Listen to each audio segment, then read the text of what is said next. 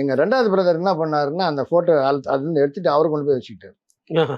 நான் எங்கள் அம்மா கிட்ட சண்டை போட்டு இல்லை அந்த ஃபோட்டோ வேணும் நைனா, நாங்கள் நைனான்னு அன்பா கூப்பிடுவோம் எம்ஆர் ராதாப்பாவை.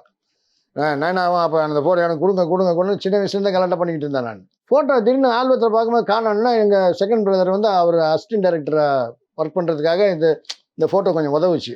இந்த ஃபோட்டோ அது எப்படியும் வந்து அவனை வாங்கிடணும். அப்புறம் எங்கள் அம்மாவும் சொன்னாங்க, ஏன் ஆல்பத்துலேருந்து நீ பிச்சைப்பா கொண்டாந்து வை, ஆல்பத்தில் ஒட்டி வை, கொண்டாந்து வை, திருப்பி ஆல்பத்தில் அந்த ஃபோட்டோடைய இதுக்கு சொல்கிறேன். இன்றைக்கி ஃபேஸ்புக்கிலலாம் வந்துடுச்சு அது. அந்த ஃபோட்டோ வந்து ஆல்பத்திலே இருந்துருக்கு. இவர் என்ன பண்ணிட்டாருன்னா, இது இப்படி விட்டால் நமக்கு கிடைக்காதான்னு சொல்லிட்டு என் பிரதர் என்ன பண்ணிட்டாருன்னா ரகு அவரை எடுத்துகிட்டு வச்சுக்கிட்டு ராதா ரவி கிட்ட அதை பார்த்தியா அப்படின்னு காட்டினார். ரகு என்கிட்ட இருக்கட்டும், எனக்கு இது இவனா அதுலேருந்து ஒரு பிரிண்ட்டு போய் இது பண்ணிட்டேன், எனக்கு முதல்ல எல்லாருக்கும் காட்டணும் இது பண்ணணும். அவர் என்ன பண்ணுறாருன்னா எடுத்து பீரோக்குள்ளே வச்சுக்கிட்டார். நானும் ரவி நாங்கள் நான் அதுலேருந்து ஒரு பிரிண்ட்டு போட்டுக்கோ, நான் போட்டு தரேன் இப்படி போச்சு பல வருஷங்களா.